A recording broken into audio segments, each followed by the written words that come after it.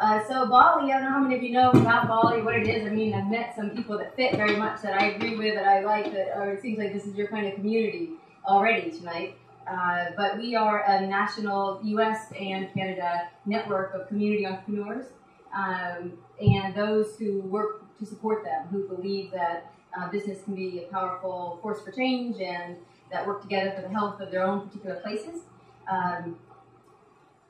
We believe in an economy where place matters. We believe that everyone should get to benefit from what they create, and therefore ownership matters. We believe that we're not going to be okay unless we're all okay, so opportunity matters and nature matters. We believe it's less important to measure how many microwaves there are per household as whether or not our lives have meaning, so we believe we should measure what matters. And we believe most of all that the relationships matter. The relationships matter most. We believe that the most perilous separation that we all face right now is disconnection, that we feel separated. We don't know where our food came from before it shows up on our table. We don't know where the waste goes at the end of the meal. We don't know what good or harm our money's doing in some mutual fund traveling around the world. And so we aim to reconnect eaters and farmers and entrepreneurs with their communities and investors with businesses. We also work a lot in ways that get businesses to cooperate. So together we make things happen in a variety of communities across the country. One more thing I think that I believe is that anyone who thinks that they can't really do it alone is actually sane. So I'm throwing that one in. We're all in it together. This is our founding story. So a lot of you, I think, maybe know Judy Wicks from Philadelphia. She has the White Dog Cafe, and about 25 years ago, she had a restaurant that she turned into the most socially responsible restaurant before a lot of those ideas were as common as they are today. So farm to table, everything. She had all the electricity that turned on in her restaurant came from wind power. She paid everyone a living wage. This came, the whole start of her journey on this was when she learned about the horrors of industrial farming for pigs, for hog farming. And she loves animals, so she has, she was reading stories about how animals are treated, and she is very also a woman of action. So she flew into the kitchen that night and said, "All the pork off the menu until we know where it comes from."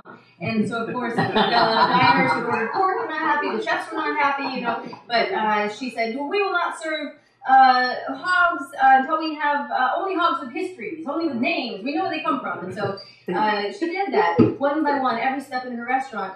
And then she said that she actually did have then a moment of malevolence where she sort of like, I'm the queen of sustainability, and people will come for miles and I will win awards. And but that what we really celebrate is when she then took the next step, where she really reflected on, well, Judy, you love those animals. Remember, that's why you started this. You love the land and the problems that was causing. You love that farmer. You love the place. You love these people. So you can, and in fact, you must teach your competitors how to do exactly what you're doing. And so she approached the hog farmer and said, "Why don't you sell to more restaurants?" And he said, "Because I don't have a refrigerated truck." So she made a loan to him to get a refrigerated truck. And then she knocked on the doors of all of her competitors and said, "We should buy hogs with histories. Here's why." And so she connected every aspect of her food system. She went to the credit union and said, "Could you start a loan fund to help farmers like this buy refrigerated trucks?" And then she started to connect it to other sectors. So who was providing energy locally, that wind power that was powering her restaurant? Could that be more of the food sector businesses? Who were building those buildings? So who was doing something that was more green or more healthy? How could the people who wanted to invest not in Wall Street but in their own community, how could they come into this? And that network then spread across the United States, and that's what BALLE is today. There are a lot of us who have for 14 years been involved with this cultural transition until now. Today there's a lot more, I think you'd all agree, there's a lot more awareness than there was then. Back then, we didn't even talk about climate change. And local was really considered parochial, and certainly anytime we would say it's important to buy from a locally owned business, some economist at some regional university would write some op-ed in the newspaper saying, well, this is against free trade and comparative advantage, and that just doesn't happen anymore. You may remember green building was really considered quite weird even then. You know, it was sort of like a mud hut in a yurt, which I'm all for. But now today, there's not a big city that doesn't have commercial operating standards for high efficiency buildings and energy. So we've seen a transition in awareness to where today, Time magazine a few years ago, the cover said, local, it's the new organic, which is also completely silly. We need local and organic. But it's much more common. What's happening in local food systems and farmers markets. I have seen our community lead, participate in a lot of these changes along the way. We've always been kind of experimenting over the side. You know, don't mind us. We don't just kind of agree that it seems like this big dominant system and economy is giving us results that we don't want. But we're not quite sure what to do, so don't mind us. We're just over here experimenting. We're going to try some other things. And the reason I came to see Susan was that just about 6 weeks ago, I saw that in the UK, there was a conference being hosted that was called Inclusive Capitalism. And it had 250 people in the room who represented 30% of the world's financial stock. They own 30% of all the stock market wealth on the planet. And there were 250 of them. And Clinton spoke, and the head of the IMF spoke, and so they thought, we maybe should be more inclusive. And I did think, that's a good idea. You know, I was happy for that. Yay, these people wanted that. Wow, that's great. So I was reading the accompanying report, and it was written by McKinsey, and all the advisors to it were Caucasian, and some of them have titles like Lady and Sir, and I'm not, you know, trying to be disparaging, although that I know I'm being a little stupid, but it just, when you're looking at inclusive capitalism, this was to put together the report, and there were only 3 recommendations, and quite frankly, they were pretty lame. The first one was big business should buy more from small business, and fair enough, you know, there's lots of programs that are trying to help that happen. The second was something about, you know, more jobs training, and the third was maybe we should teach more business ethics. And that's sort of it. So I thought, some of my friends or colleagues said, well, maybe hi, welcome. Hi, nice to be here. Good to have you here with us. So some of my colleagues thought, well, perhaps they actually don't want capitalism to be more inclusive. That's why a report would be so uncreative. But I actually have a different kind of reaction. I thought maybe they just are unaware of what's actually happening. We're so under the radar that maybe it's time to become a little bit more bold, to lift up these small experiments we've been doing, because we've been doing them so long, and in so many places, we're actually starting to see things that work, and work consistently. And although most of them are entrepreneurial, and these entrepreneurs don't take the time to do their metrics evaluation and do their longitudinal studies of impact, others are starting to do some studies that are showing impact. And we certainly are seeing that plenty of what we told would work is not. So I made a list that I shared at our conference, BALLE's conference, about a month ago in Oakland, California, of 12 things. I've got a list of them here. I can pass them out. I love input. If you guys have input after you read them, or if you want to email me later and say, you know, cross off the last 3 and add these 6, that'd be great. But Susan and I were talking about that some today. So I thought I'd share a little bit about those. So I'm not going to go through all 12 because we would be here for all the rest of the day. But the first one is related to promoting a culture of local, cooperative, and community ownership. So my community, BALLE community, lots of local business networks over these last 14 years have promoted the idea of thinking local first. Why would it matter to buy from a locally owned business, or a community-owned business, or a cooperatively owned business? And they have done local fests where thousands of people come out and celebrate and have parties. They've had Be Local bee mascots walk in parades. They've had Be a Local Lover Valentine's Day posters in storefront windows. They've had coupon books and loyalty cards and myriad economic impact studies showing the impact of just shifting 10% of your dollars to local. What would happen if government switched to procurement, and on and on. And we have seen a shift in the narrative. So whereas I told you about those economists who used to always come out with an op-ed, that just doesn't happen anymore. And in fact, where we used to just hear Margaret Thatcher style, there is no alternative, to Michael Schumann style, we could have LOIS, local ownership, import substitution. We actually are now having a Harvard Business Review, Economic Development Quarterly, have all said at this point that the model of growing really big and far away is the best path for funneling wealth into the fewest hands. But the model of the highest density and diversity of locally owned businesses in any particular place is the best path for the most jobs and the most wealth for the most people. So that is a real new narrative that's been important. And I think that more important than just the idea of local has been that it put a face behind what we're buying. You know, that it actually, there's a human behind it, it impacts us, we as a business have a place in this community. I do think that it's now time to take it to a next level of we're all in it together. Have any of you heard of Maggie Anderson, author of Our Black Year in Chicago? So she's amazing. So she is this African-American attorney, and her and her husband were doing what she says many African-Americans do, which was that they aren't trying to focus on Black-owned businesses in particular. And yet today, the #1 employer of Black people in this country are Black-owned businesses. And yet there are only 3 Black-owned grocery stores in the entire country. So no wonder we have such high unemployment. I mean, that's one small reason why it's high unemployment in the African-American population. So she said we should try to buy more from Black-owned businesses. And she had a heck of a time doing it. She wrote this great book. She gives all sorts of talks about it.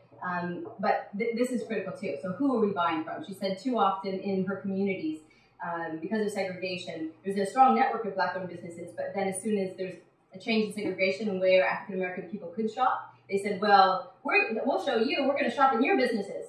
You know, we're going to come in and get rid of our businesses, we're just going to shop from you. But then all of their businesses fell away. So I think at this point, it's all of our responsibility to choose Black-owned businesses. The second idea around, besides promoting a cultural shift, a new narrative, is the idea of building entrepreneurial capacity to meet local needs and to innovate for the greater good in each community. So these are all ideas that we'd all have to do in all of our communities. But traditional economic development, many of you may know, for the last couple of decades has been focused on the local economic development department uses tax incentives, subsidy dollars, to try to lure in Marriott or Dell or Boeing. And they may do that to the tune of $200,000 per job in tax subsidies that they're giving those large companies to come and open a business or a plant or a hotel. And then often those jobs leave, or those factories decide to close up after the subsidies are done. So in essence, they're paying the salary of those employees for a couple of years, and then those businesses leave anyway. Other communities, and a lot of people that I've been working with these last 15 years, have been focusing on how could we work with community entrepreneurs who are trying to meet local needs here? How could we work with entrepreneurs to try to solve some of the challenges of this place? There was an article recently about one of the communities that we work with in Detroit, in Cranes, and it said about this group we work with called Food Lab, where they are nurturing all sorts of food businesses, helping them to start, to grow, to sell, to package, to distribute, to get financing. They said this is a much more effective strategy than the kind of Silicon Valley Pied Piperism with their huge rates of inequality, which we've been trying to chase all of these years. I was just there in Detroit recently and meeting with that group, and it was just awesome. There was like the spirit of people who are serving the community, and they did this thing called the 5 mantras, where it was like singing "Row, row, row your boat" in rounds, and all these food entrepreneurs, which just a whole range of the ethnicities, they were saying things like, one group would say, making it rise, making it rise, making it rise. And another group would say, food lab holla, and they were just doing this round and getting themselves all pumped up to go do business. It's awesome. Awesome. And in New Orleans, there's a group called Propeller that is incubating social enterprises. These are businesses that are trying to serve healthy food in schools, for instance, and trying to grow a business that has goals around innovation for the environment, or cares about opportunity, or wants to shorten their supply chains, is different than running business how we're taught in business school. So they need mentoring, they need coaches, they need people who want to invest differently in their businesses. And so these kinds of enterprise accelerators are helping these kinds of businesses to grow and building a culture of this is how we do business in this place. In Philadelphia, another group that we work with is, they looked at what would be the industries that have the best potential to hire people that are hard to employ, that are also in healthy industries, greener industries, growing greener industries. And one of them was green infrastructure to handle stormwater runoff, so plants to deal with stormwater runoff instead of just big pipes. And they were wildly successful in attracting funding into their community to do this work, but so much so, with such big contracts to local government, that no one business could take on any of those contracts. So they then hosted networks of smaller businesses to form deep relationships and go after those contracts together. So, all sorts of, I could go on and on with the kinds of examples of how people are instead growing from within, nurturing from within. I think another idea for what every community needs to do at this point is just to flat out align the rights or the interests of workers, independent businesses, anchor institutions in a community. I don't know if any of you know Zingerman's Community of Businesses in Ann Arbor, Michigan. Do you know? Oh, they're such a great business. I'm going to tell you what they are then. They are, they started as a deli about 25 years ago, and the mission of the business was, we will make a Reuben sandwich so good that when people pick it up, the juices will drip down to their elbows, but they won't stop to wipe them off. And they were so successful that everybody wanted a Zingerman's in their community. You know, a Zingerman's Berkshires or Berkshire, or what's the name? What do you call it? Berkshires. Okay. Yeah. Zingerman's Berkshires, and but they said, this was one of the quotes from one of the founders.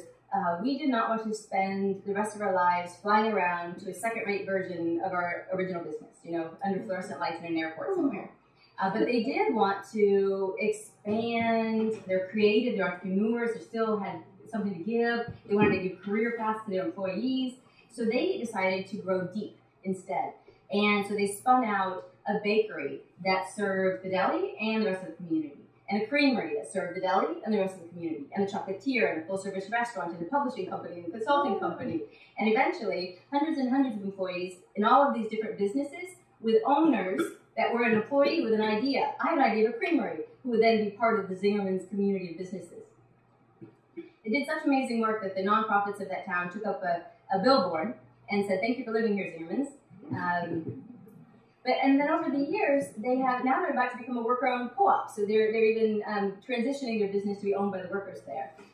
But I loved some ads I saw recently that they did talking about how people are paid. And they said, you know, everybody cares so much anymore about the chicken. How is the chicken treated? But nobody gives a shit about the dishwasher. That was what they had. So they have now aligned themselves, you know, to the idea that we should raise the minimum wage. And in fact, that's another example of the things we were told wouldn't work is working. The two places in our country that have the highest minimum wage also have the fastest job growth. So that's, you know, fabulous, right? It's fabulous, right? And I read also that there are a number of places where municipal electrical utilities were providing, you know, that were municipally owned, were offering higher quality, lower cost electricity. And a large reason was because there was no big CEO at the top that was making $20 million a year. It's just fascinating, you know? We're all in it together. One of the groups we work with in Oakland, California, they in fact provide advice to local entrepreneurs, technical assistants that have this vision. But they do make them sign contracts at the beginning that say, you are getting help from us. You know, we're helping you. We're all in it together. So we expect you to offer good jobs. And so if it comes to it, you would sacrifice some profitability for the owners, if necessary, to ensure that all the workers were paid well, had a career path, and had benefits. And in fact, the loans that they make to these businesses, the interest rate comes down if they are providing good jobs. So, I mean, good examples there too. I'll just share one more because I could go through this all night, and I'll pass around the list and we could have some discussion. And but another one is divesting from Wall Street and investing in community. I think every community should be aiming toward that at this point.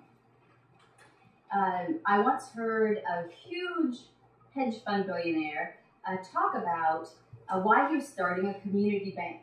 And he said it's because we have to disaggregate the money. It's into so few places And he knows this, he gets this, it's in his small place. We have to disaggregate that because big money can only move to big things. It has to be disaggregated so that a smaller bank can work at a human scale, can work on the level of small business. One of my friends is a woman named Leslie Christian, and she was one of the first women on Wall Street. And she talks about, really, do you understand that when you buy stock, it's like buying a used car? And I did not know that, and maybe you don't either, so I'm going to tell you. And maybe you did know, we will see. But she said, say Dan bought a car at GM, and then sold it to me. I bought a used car. A BMW. He bought it at BMW, and then I bought it from him, and then Susan bought it from me. And we are, but BMW is never getting Susan's money, never got my money. They never get any more money. Just they got money that first time that they sold the car to Dan. And that's the same thing on the stock market. A company goes public once, they make money through that, and then from then on, we're all just trading those stocks. We're spinning them around. But none of that money is going back to that original company. And she said, how do we build a new economy if we're not investing in the businesses that are actually growing the things that we need that money today? So we need to move our money out of Wall Street and speculation and into investing in real businesses. And there's so many examples right now. In Boston, within the next couple of weeks, Cutting Edge Capital will be there doing a direct public offering boot camp, helping local businesses learn how to set up a community public offering where local people can invest directly into that local business.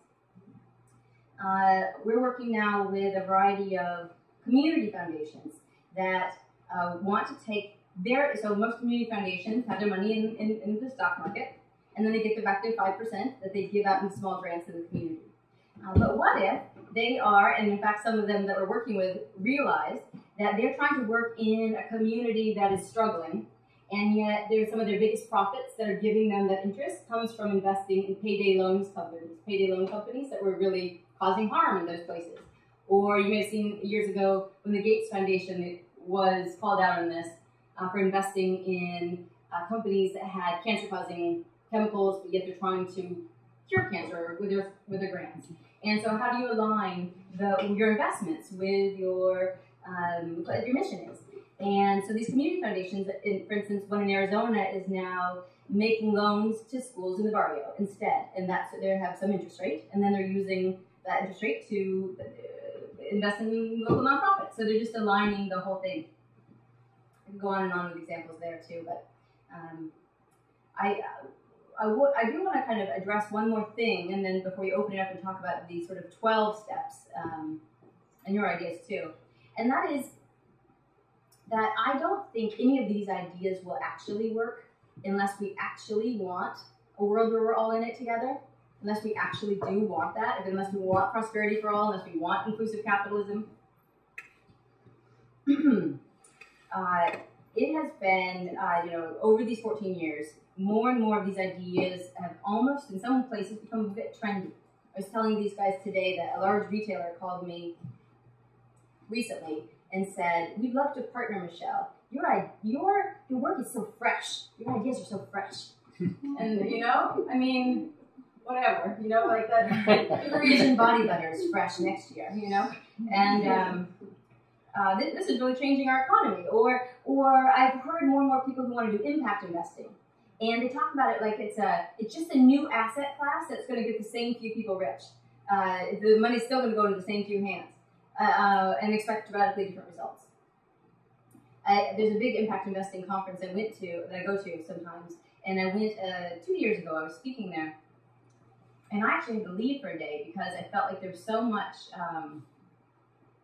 sort of sharp elbowing, jostling, really like, I'm going to save the world. No, I'm going to save the world.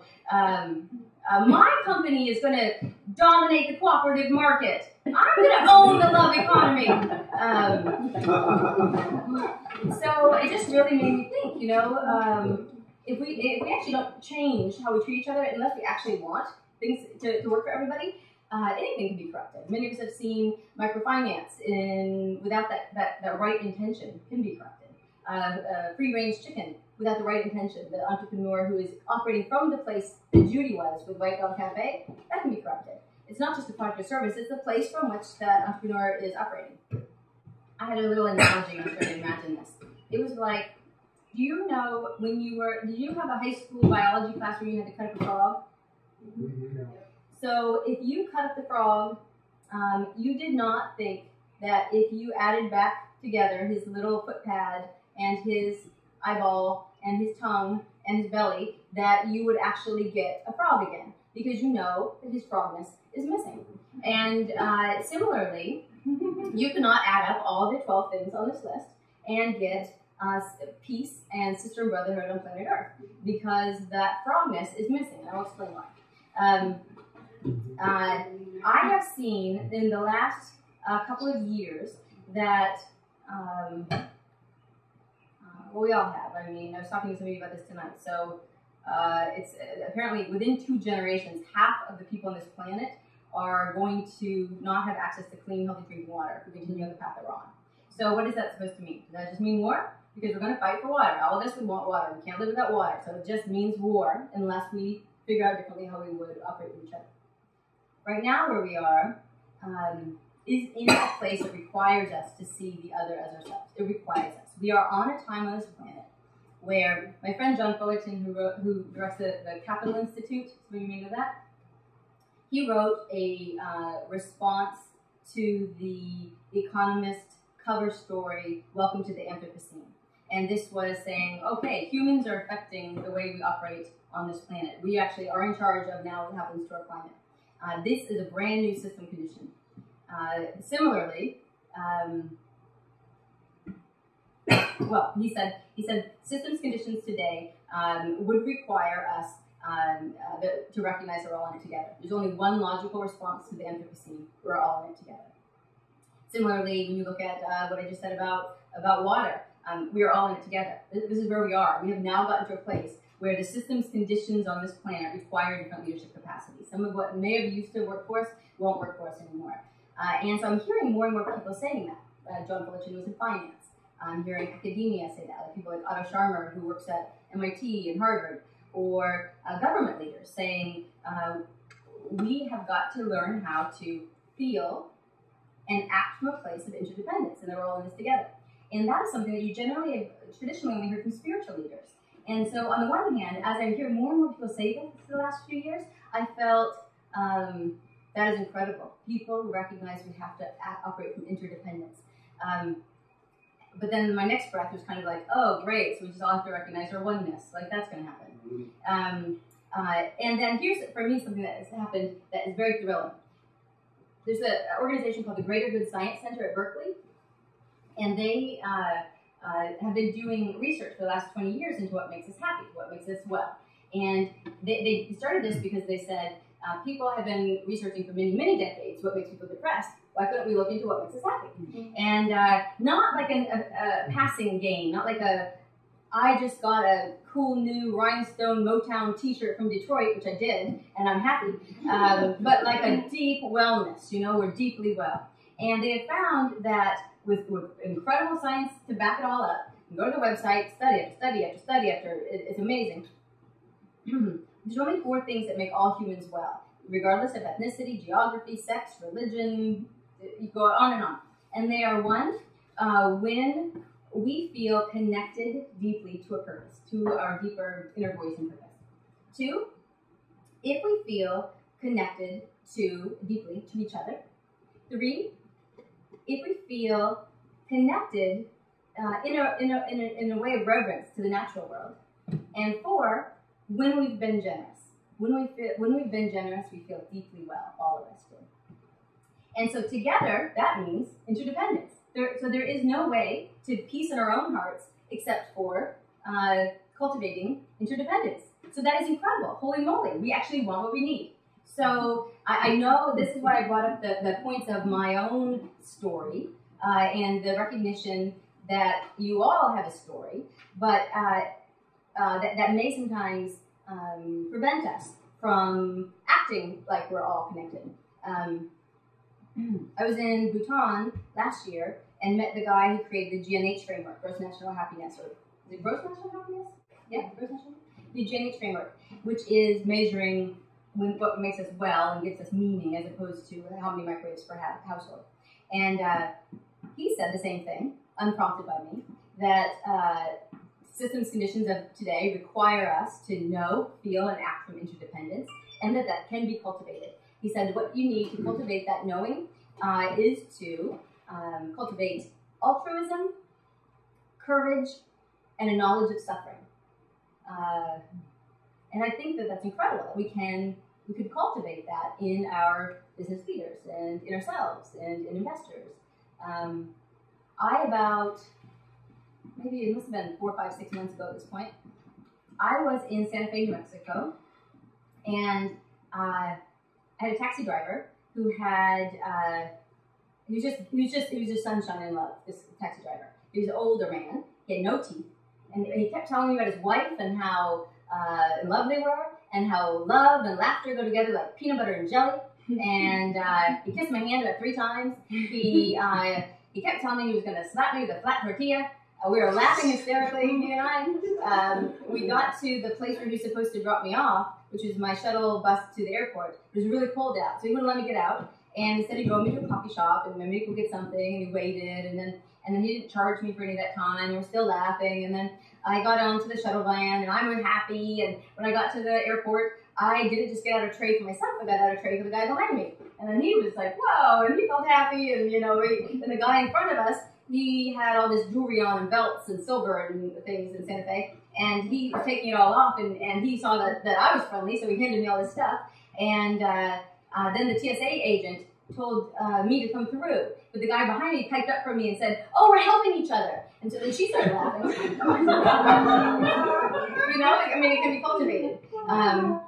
If you imagine, like your chair is in love with you, like imagine right now the chair you're sitting on is totally in love with you. Like your chair is like, "Oh, how you doing? Are you comfortable? Is your back okay? So good to have you here. Love your shoes." So imagine then one of us tried to walk up and try to kick your chair. You'd be like, wait a minute, hey. And so then imagine if the person next to you was also totally in love with you. How would you treat them? Just look at that for a minute. What if they're totally in love with you? Treat them. Right.